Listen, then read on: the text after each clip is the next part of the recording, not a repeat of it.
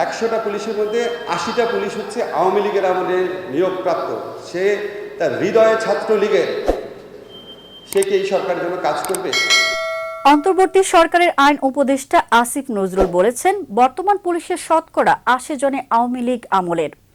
যাদের হৃদয়ে ছাত্রলীগ, তারাই এ সরকারের জন্য কাজ করছে না। রোববার জাতীয় চিত্রশালা মিলনায়তনে জুলাই গণ অভ্যুত্থান নিয়ে 4টি বই প্রকাশনা অনুষ্ঠানে অংশ নিয়ে দেশের বর্তমান আইন শৃঙ্খলা পরিস্থিতি প্রসঙ্গে এ মন্তব্য করেন তিনি।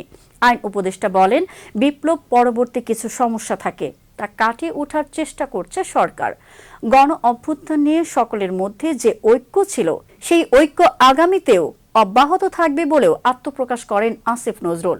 এর আগে এদিন সকালে নিজের ভেরিফাইড ফেসবুকে এক পোস্টে বিএনপির সঙ্গে গণ অভ্যুত্থানের ছাত্র নেতাদের কোনো দূরত্ব বা ভুল বোঝাবুঝি কাম্য নয় বলে মন্তব্য করেন আইন উপদেষ্টা।